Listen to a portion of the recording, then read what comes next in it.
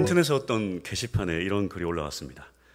도대체 남편은 언제 철이 드나요? 내가 결혼을 한 건지 입양을 한 건지 모르겠어요. 결혼 선배님들, 남편은 도대체 몇 살쯤 되어야 나이값을 할까요? 이렇게 글이 올라왔습니다. 그러자 많은 댓글들이 달렸습니다. 댓글 보니까 저는 10년째 큰아들 키우느라 가슴이 시퍼렇게 멍들었어요. 큰아들 남편을 얘기하는 거죠. 그 다음에 또 그냥 시어머니 원망하세요. 남편은 개와 같습니다. 훈련시키세요. 그 밑에 이런 답글이 달렸습니다. 소용없습니다. 저희 친정아버지 환갑 넘기셨는데 엄마 아직 마음고생하십니다. 에휴 이런 글도 있고요. 그리고 이런 댓글도 있었습니다. 철들면 죽습니다. 관짝 들어갈 때 철듭니다. 그냥 놔두세요. 이 야곱의 아들들은 참 문제가 많았습니다. 그들은 언약을 받은 백성이었지만 그들의 행동은 전혀 그렇지가 않았습니다. 한 마을 남자들을 속여서 강제 할례 수술을 시키고는 가장 아플 때에 모두 죽여버리진 않나. 큰아들은 아버지의 침상을 더럽히진 않나.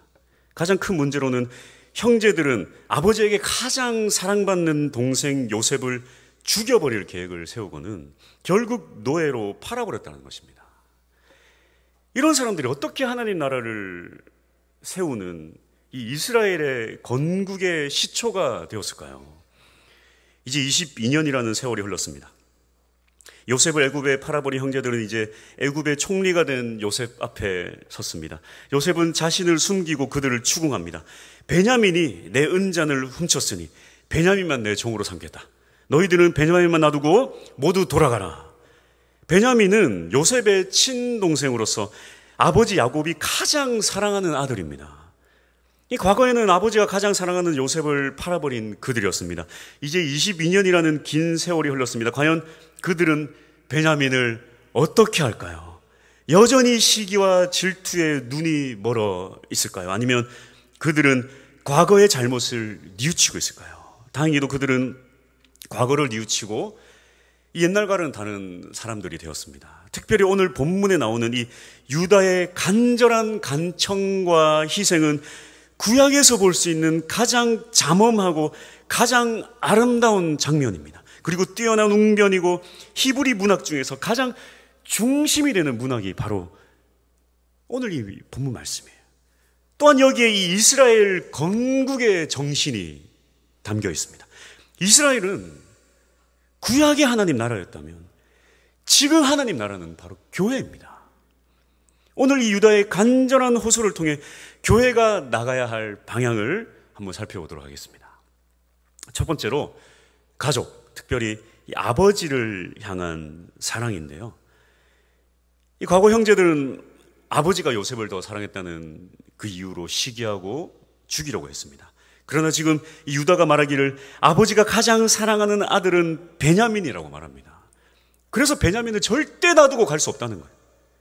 그들에게 이제 더 이상 아버지가 누구를 더 사랑하는 것이 문제가 되지 않습니다. 더 이상 베냐민을 시기하고 질투하지 않습니다. 오히려 보호하고 지키려고 합니다. 그리고 베냐민으로 인한 이 아버지의 고통과 아픔이 더욱 중요해졌어요. 이들은 변화되었습니다. 과거 이들은 어땠습니까? 요셉이 죽었다고 말할 때 이 아버지의 무너지는 마음을 생각이나 했을까요? 그런 건 안중에도 없었습니다. 그러나 지금 이 아버지의 마음이 가장 중요하고 아버지의 가장 사랑하는 아들 베냐민은 그냥 둘 수 없다고 간절히 호소하고 있습니다. 이 하나님 나라를 세우는 첫 번째 조건은 무엇인가? 바로 사람을 용서하고 사랑하는 것입니다. 가족이 그 첫 번째고요. 교회 공동체도 이에 해당됩니다. 이 가정의 상처가 회복되지 않으면요, 사람은 이 가정의 상처가 회복되지 않은 사람은 결코 올바른 가정을 세울 수가 없습니다. 교회도 마찬가지예요. 교회의 상처가 아물지 않으면요, 평생 삐뚤어진 신앙생활을 하게 돼요. 반만 걸친 믿음으로 살아가게 됩니다. 이 교회의 어떤 상처와 문제들로 교회를 떠나거나 옮길 때가 있어요. 교회를 사랑한 크기만큼 상처도 깊어요. 그래서 교회를 떠나거나 옮긴다고 해서 그 상처가 해결되지가 않습니다. 가족은 어떻습니까?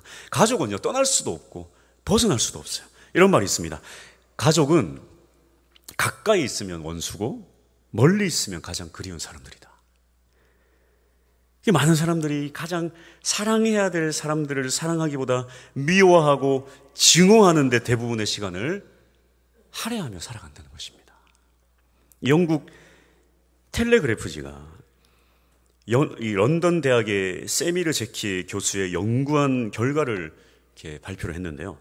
그들이 어떤 연구를 했냐면 사랑과 증오라는 감정은 공통된 뇌 부분에서 유발되는 것을 찾았습니다.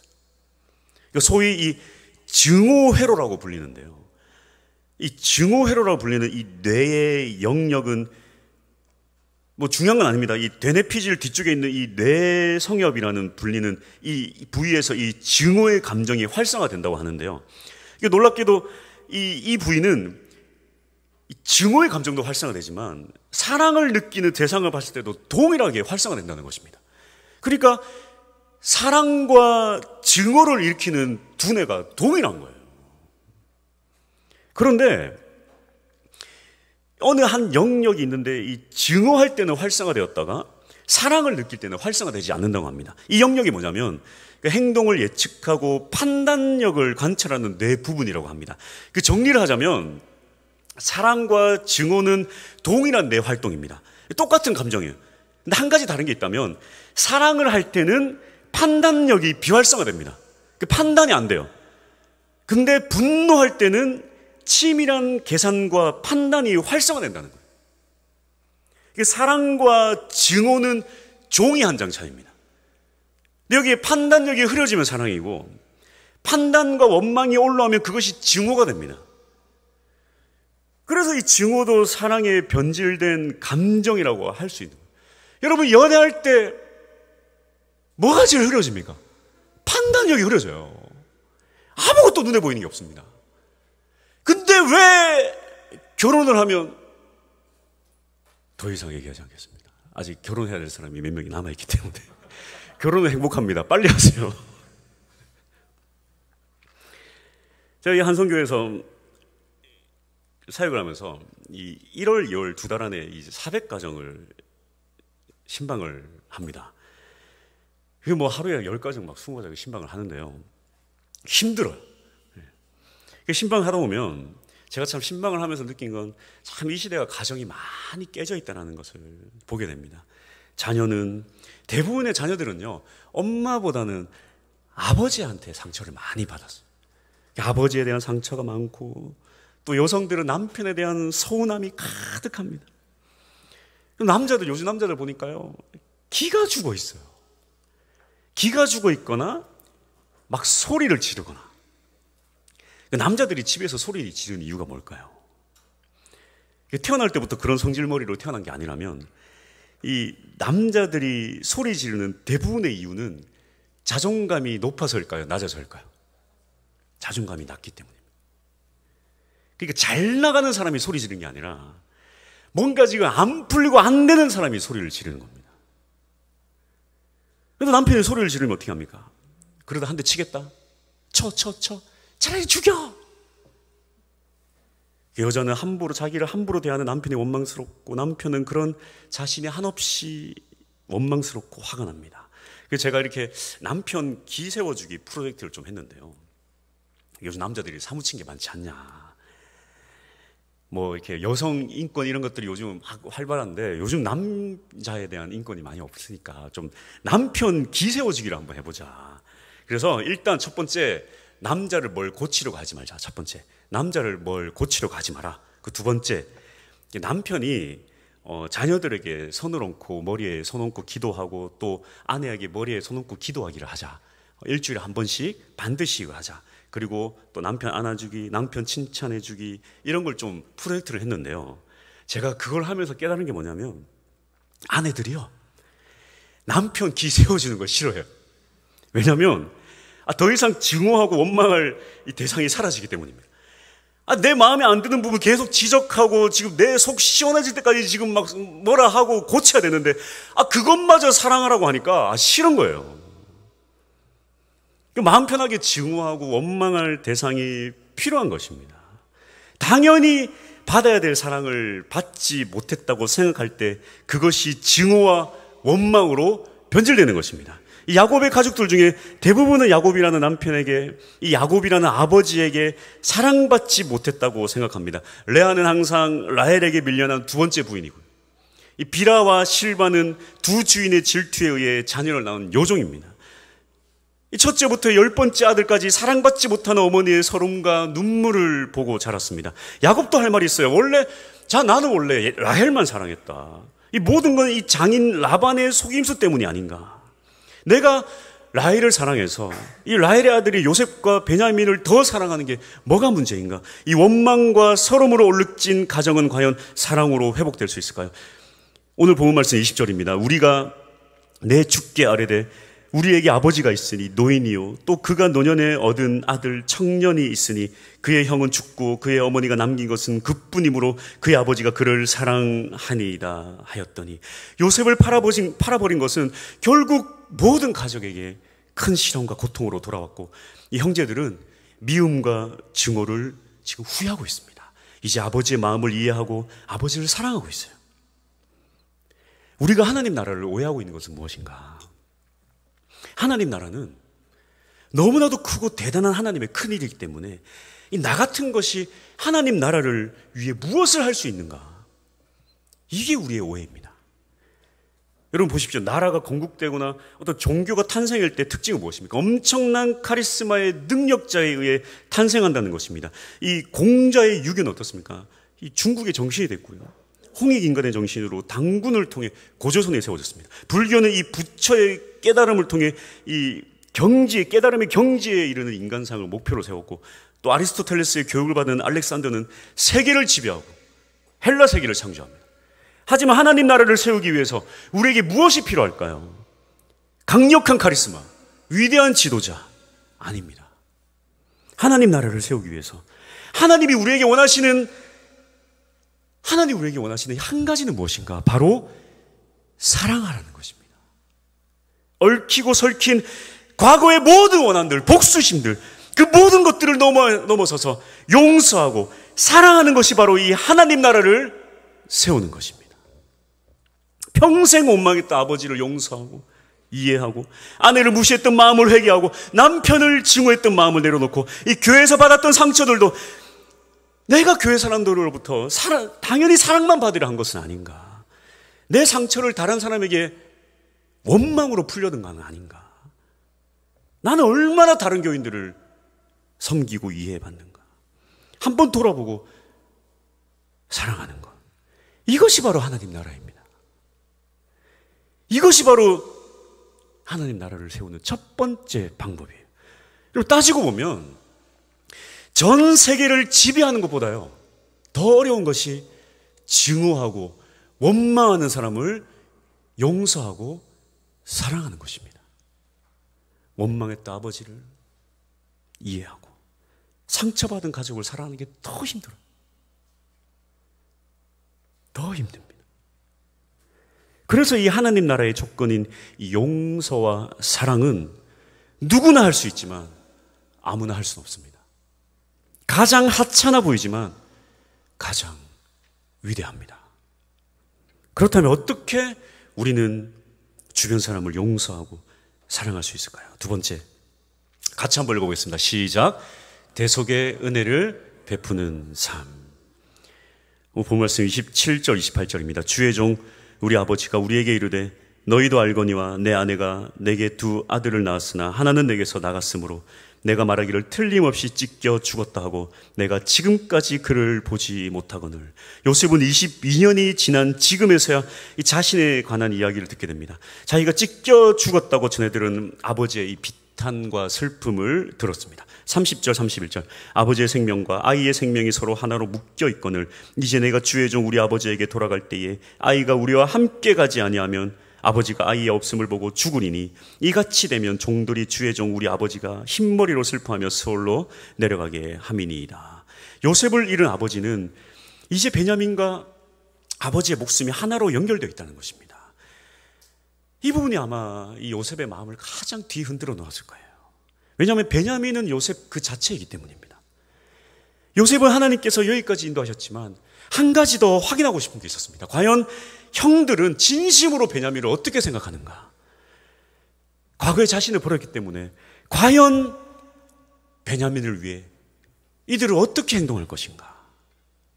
반드시 확인이 필요했습니다. 하지만 이 유다의 이 고백은 베냐민에 대한 애정이 얼마나 진심인가를 알 수 있었습니다. 33절입니다. 이제 주의 종으로 그 아이를 대신하여 머물러 있어 내 주의 종이 되게 하시고 그 아이는 그의 형제들과 함께 올려 보내소서. 유다가 말합니다. 내가 베냐민 대신 종이 되겠습니다. 베냐민을 풀어주세요. 유다가 영적 장자이며 장자 지파이고 이 이스라엘의 대표 지파가 될 수 있는 이유가 바로 이 고백에서 나옵니다. 이러한 이 희생의 마음이 바로 예수 그리스도의 마음이에요. 이것이 바로 하나님 나라의 정신입니다. 오늘 이 유다의 고백은 우리의 가정과 우리의 교회가 나가야 할 방향을 제시하고 있습니다. 오늘 이 유다의 고백 속에 우리를 향한 우리 하나님 아버지의 마음과 예수 그리스도의 마음이 모두 다 담겨 있어요. 여러분 보십시오. 베냐민은 우리들입니다. 베냐민은 저 세상에 나와 있는 사람들이에요. 이 베냐민을 향한 아버지 야곱의 마음은요, 우리를 사랑하는 하나님 아버지의 마음입니다. 그리고 저 세상 사람들을 사랑하는 하나님 아버지의 마음이에요. 그러니까 베냐민과 아버지 야곱의 목숨이 하나로 연결되어 있는 것입니다. 베냐민 없으면 나도 없는 겁니다. 베냐민 죽으면 나도 죽는다는 거예요. 이것이 바로 이 땅을 향한 하나님 아버지의 마음입니다. 그들을 내게로 데려오지 않으면 나 죽는다는 거예요. 이 땅에 사는 이들을 하나님 품에 데려오지 않으면 하나님 죽는다는 거예요. 그래서 이 유다의 결심처럼 예수님께서 이 땅에 오신 것입니다. 자신의 목숨을 내어놓고서라도 우리를 살려서 하나님 아버지 곁으로 데려가기 위함입니다. 그래서 이 대속의 희생을 알고 대속의 희생을 실천하는 사람은 하나님 아버지의 마음을 가장 잘 아는 사람입니다. 예수 그리스도의 능력을 힘입은 사람이 바로 이 대속의 희생을 실천하는 사람이에요. 결론입니다. 하나님 나라의 완성은 바로 당신을 통해 이루길 하나님 원하십니다. 딴 사람이 아니에요. 위대한 사람이 아니에요. 목회자가 아닙니다. 여러분 가정에 목회자가 나서서 여러분의 가정을 고치는 게 아니에요. 바로 여러분이 가정을 고치는 것입니다. 바로 여러분이 교회를 세워나가는 것입니다. 하나님 그걸 원하십니다. 그러기 위해서 우리에게 어떤 준비가 필요한가? 첫 번째입니다. 같이 한번 읽어보겠습니다. 시작. 고난을 통해 주시는 사랑을 발견하라. 이 사랑하기보다 죽이기에 앞장섰던 형제들을 하나님 어떻게 변화시키셨을까요? 요셉의 고난은 요셉 혼자만의 고난이 아니라 아버지 야곱과 형제들과 온 가족의 고난이었습니다. 각자가 바라는 이상적인 가정의 모습이 있겠지만 성경에서 이미 보여줬듯이 우리가 원하는 대로 가족이 이끌어지지가 않아요. 가족이 마냥 가정이 행복하지만 않는다는 것입니다. 성경에 나와 있는 가족도 불행해요. 이것이 바로 우리의 삶의 모습입니다. 하나님은 그런 우리들에게 이 고난이라는 선물을 주심으로 깨닫게 하십니다. 우리에게 고난이 있다는 것은 참으로 감사한 일입니다. 왜냐하면 사람은 고난을 통해서 하나님을 찾기 때문입니다.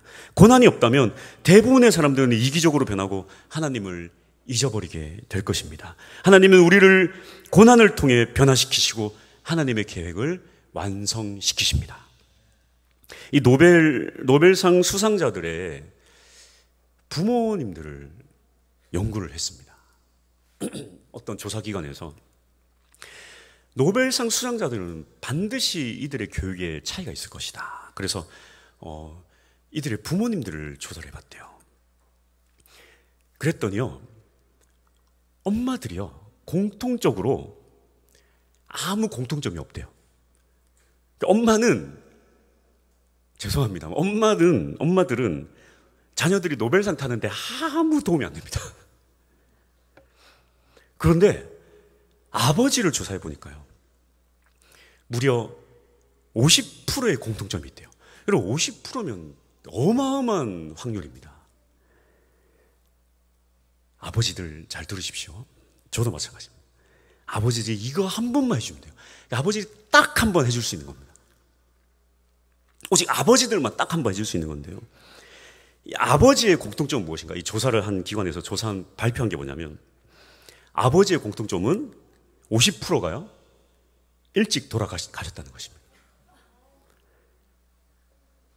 아버지들이요, 자식들을 위하여 더 이상 뒷말을 하지 않겠습니다. 그래서 슬프더라고요, 제가. 이 말의 핵심은 무엇인가 하면, 아버지가 계시고 안 계시고가 핵심이 아니라, 여러분이 아무런 의지할 것 없이 벼랑 끝에 선 사람들이 깨달은 인생, 그런 인생은요, 그토록 대단하고 강렬하다는 것입니다. 여러분, 성경의 대표적인 믿음의 사람들 보십시오. 어릴 때부터 하나님께서 부모로부터 떨어뜨려서 하나님께서 직접 고난과 함께 키우셨습니다. 이 어머니들이 제일 싫어하는 말씀이에요. 요셉은 17살에 노예로 팔려갔습니다. 모세는요, 태어난 지 석 달 만에 나일강에 버려졌어요. 사무엘은 젖을 떼자마자 그 악한 제사장들 위해 홈리와 비나스 곁으로 갔습니다. 다윗은 10년을 이유 없이 도망자 신세로 살았습니다. 이들의 공통점은 의지할 것 아무것도 없지만 오직 고난 속에서 하나님만 의지하고 하나님의 뜻을 깨달았다는 것입니다.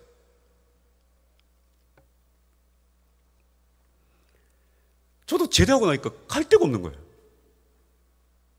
버려졌어요. 그래서 제가 누나 집에 갔습니다.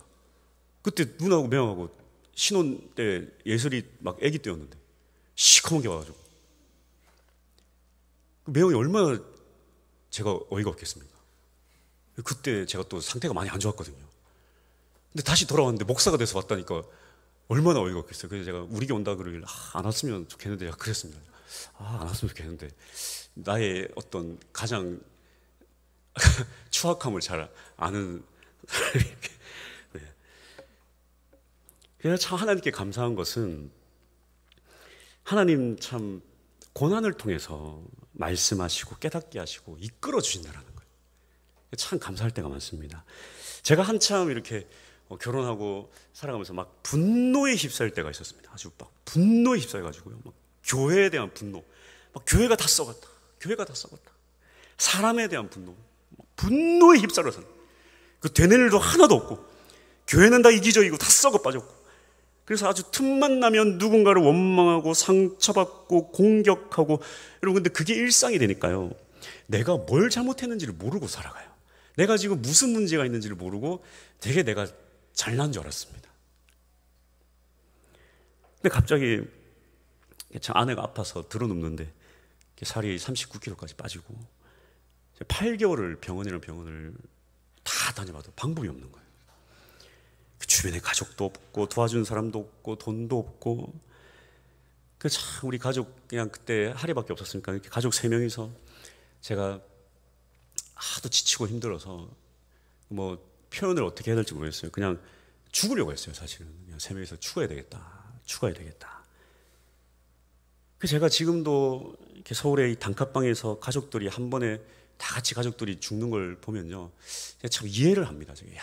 저게 그래, 얼마나 막혔으면 저렇게 죽을까.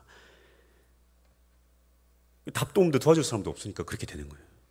제가 얼마나 고집불통이었냐면, 그 지경까지 가면서도 하나님께 진실되게 기도하지 않았던 거예요. 왜냐하면 너무 오랫동안 분노와 상처와 원망의 마음들로 제가 아주 둘러싸여 있으니까 영적으로 완전 무너져 내려갔는데도요, 하나님 찾지 않았어요. 죽으려고도 하면서 하나님 찾지 않는 거예요. 제가 그래서 죽으려고 하다가 다 같이 손을 잡고 기도를 했습니다. 8개월 만에 처음으로 하나님 앞에 기도했어요. 살려달라고. 한 번만 살려달라고. 죄송하다고. 그 간절한 기도가 결국 사람을 살리더라고요. 여러분, 간절하게 주님 앞에 나가십시오. 괴롭다, 힘들다, 죽겠다, 미치겠다 하기 전에 간절하게 주님 앞에 진실되게 한번 나아가 보십시오. 주님께서 살려주십니다. 제가 이후로 뭘 했냐면 하나님께 진실로 회개하고 또 제가 막 공격했던 사람들 찾아가면서 죄송하다고 그랬어요. 제가 어떤 목사님한테도 가서 제가 용서를 빌었습니다. 제가 죄송합니다. 죄송합니다. 왜냐하면 기도 중에 하나님 응답하세요. 하나님 그 목회자를 얼마나 사랑하고 교회를 사랑하는데 네가 그렇게 하냐고. 제가 그래서 참 찾아가서 용서를 구했습니다. 그리고 제가 교회에 대한 마음들로 다 이 교회는 썩었다, 저 교회는 썩었다 그랬던 마음 다 내려놨어요. 제가 깨달은 게 있습니다. 하나님 여전히 저 목회자를 사랑하고 저 사람 사랑하고 하나님 사랑하는구나. 내가 볼 땐 저 그냥 지금 지옥불에 들어갈 될 사람인데 하나님 사랑하고 있구나. 그 내가 썩었다고 생각했지만 하나님 여전히 이 교회도 사랑하고 저 교회도 사랑하고 하나님 사랑하고 있구나. 그리고 가족도 사랑해야 함을 가르쳐 주셨습니다. 물론 사랑했죠. 내 방식대로 사랑했던 게 문제죠. 그래서 내 방식이 아닌 아내가 원하는 방식으로 사랑하기로 결심한 거죠. 물론 지금 이 얘기를 듣는 아내는 기가 차겠지만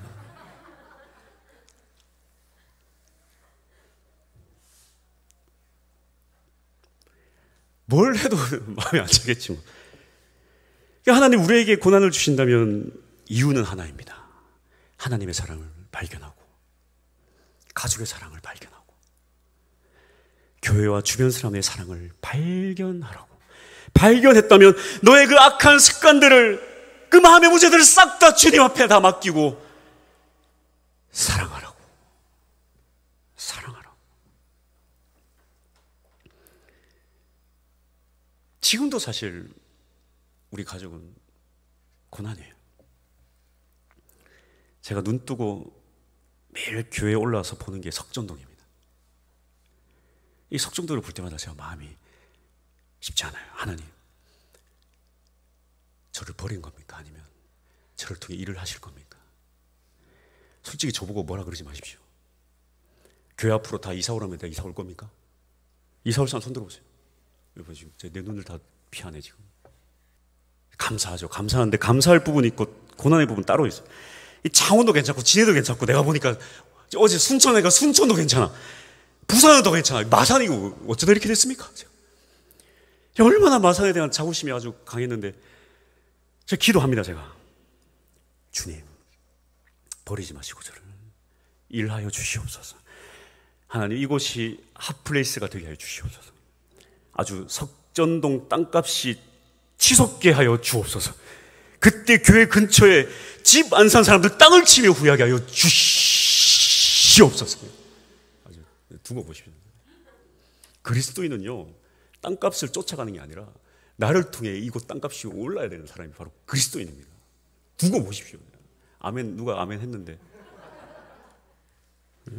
제가 진짜 진심입니다. 제가 이 앞집 아저씨한테 그랬어요. 제가 저거 달고 있으니까요. 앞에 아저씨가 불이 너무 밝아요. 내가 불 좀 밝아요. 그러길래 아저씨 여기 이렇게 캄캄해가지고 이 동네가 발전되겠어요? 가만히 있어 보세요. 내가 땅값 올려줄게 내가. 그랬더니 아저씨가 뭔가 웃으며 가. 그 말이 듣기 싫지 않아. 아저씨 나 땅값 올려줄게 내가. 가만히 있어봐요. 이랬더니 가요. 하나님 입장에서는요 이곳 땅값 올리는 일은 아무 일도 아니에요. 오히려 우리가 서로 사랑하는 게 힘들어요. 어쩌다가 고난 얘기했다가 땅값 얘기로. 할렐루야. 두 번째 다 같이 읽어보겠습니다. 시작. 대속의 은혜를 베풀라. 여전히 증오와 분노에 갇혀 살고 있다면 결코 하나님의 은혜 안에 거할 수 없습니다. 사랑에 빠지면 계산하지 않습니다. 우리가 왜 희생해야 하는가? 내가 왜 그래야 되는데? 여러분 자식 키우면서 그럽니까? 내가 왜 이래야 되는가? 그러지 않습니다. 사랑에 빠지면요 유다처럼 자신을 희생하게 됩니다. 유다가요 내가 왜 그래야 되는지 그렇게 하지 않았어요. 유다가 나서서 희생했습니다. 이것이 너무나도 중요합니다. 너무나도 중요해요. 이해를 하셔야 됩니다. 시리는 이해 못해도 우리는 이해하셔야 돼요. 여러분, 우리의 희생을 통해, 희생하는 교회를 통해 하나님 나라가 완성되어 갈 것입니다. 가정에 하나님 나라가 완성되는 방법도요, 대성의 삶을 살아가는 방법밖에 없어요. 이 자식을 위해서 대속의 고난을 살아가지 않습니까? 그것과 마찬가지입니다. 가족을 위해서도 여러분, 세상 사람은 다 그렇게 살아요. 대속의 희생으로 살아갑니다. 대신 희생하며 살아가요. 이제는 더 나아가서 교회 안에 대속의 희생의 사랑이 차고 넘쳐야 됩니다. 더 나아가서 이 세상에 대속의 희생이 차고 넘쳐야 돼요. 이러한 삶을 살아야 됩니다. 여러분, 하나님 나라의 공식이 있습니다. 첫 번째로 요셉이 형들에 대한 용서와, 두 번째 형제들의 이 아버지에 대한 사랑과, 세 번째 유다의 베냐민에 대한 희생으로 완성이 됩니다. 한번 보여주십시오. 이게 공식입니다. 하나님 나라의 공식이에요. 용서와 사랑과 희생. 용서해야 사랑할 수 있고, 사랑해야 희생할 수 있습니다. 이것이 바로 하나님 나라의 공식이에요. 하나님 나라는 용서와 희생과 사랑으로 완성이 됩니다. 이러한 삶이 불리한 인생이 될 거라고 생각하겠지만 결코 그렇지 않습니다. 하나님이 아시고 하나님이 때가 되어서 이렇게 용서와 사랑과 희생하는 사람에게 하나님 붙잡아 주시고 그를 위대하게 하나님께서 세워주시고 붙들어 주신다는 것입니다. 특히 여러분, 전도는요, 이 용서와 사랑과 희생을 완성하는 가장 완벽한 도구입니다. 누군가에게 손을 내민다는 것은요, 이 모든 것을 다 포함하고 있어요. 여러분, 이게 쉬운 일이 아닙니다. 내가 왜 세상 사람들에게 이렇게 굽신굽신거리면서 싫은 얘기 들으면서 안 좋은 얘기 들으면서 왜 전도지를 줘야 됩니까? 왜? 그 안에 모든 것이 다 포함되어 있는 거예요. 용서와 사랑과 희생이 다 포함되어 있습니다. 부탁드리는 것은 모두가 전도에 힘써달라는 것입니다. 제 사역은 이것으로 시작해서 이것으로 끝이 납니다. 교회가 전도하지 않고 어떻게 교회라고 할 수 있겠습니까? 전도는 행사가 아닙니다. 많은 교회들이 왜 전도에 실패하냐면 전도를 행사처럼 하기 때문에요. 막 뭔가 바리바리 싸들고 뭔가 막 대단하게 하려고 해서 그래요. 그래 놓고 금방 지칩니다. 전도는요, 그렇게 하는 게 아니라요. 전도는요, 그냥 나가서 하면 돼요. 그냥 나가서 하는 것입니다. 과하게 몇 번 하고 끝나는 쇼가 아니에요. 그 시간이 안 맞을 수 있습니다. 토요일 오전에 시간이 안 될 수 있죠. 그 시간이 안 되면 음료수 하나씩 사다 주면 되지 않겠습니까? 모든 건 마음의 문제입니다. 제일 힘든 게 뭐냐? 여러분, 관심이 없을 때예요. 전도팀이 매주 고생했으니까 어디 놀러 가면 뭐라 그러는 게 아니라 관심 가져주고 캔커피 하나 사다 주면 되는 것입니다. 영화에서 그런 유명한 얘기가 있잖아요. 너 이 잔 마시면 우리 사귀는 거다. 마찬가지입니다. 커피 한 잔 사주면 전도팀 들어오는 거다. 커피 한 잔 사주면 돼요. 찬양팀도 매 토요일마다 고생하고 있잖아요. 그치, 백십사님 맨날 저한테 한 소리 듣고 막 고생하고 그러고 있습니다. 막 이거야 저거야 막 찬양은 이렇게 하면 안 되고 저렇게 하면 안 되고 얼마나 힘들겠어요. 왜 이렇게 고생합니까? 관심 가져주고 사랑해주면 돼요. 또 소리 없이 빛도 없이 힘써주는 많은 성도님들 사랑해주시고 이해해주십시오. 대속의 사랑은 그리 멀리 있지 않습니다. 지금 여러분 주변에 있는 조그만 사랑을 하나씩 채워가는 것이 바로 대속의 희생입니다. 비판하지 말고 내가 왜 해야 되는지 그렇게 얘기하지 말고 사랑하며 나아갑시다. 이렇게 교회를 세워나갈 수 있는 우리 모두가 되기를 소망합니다. 할렐루야.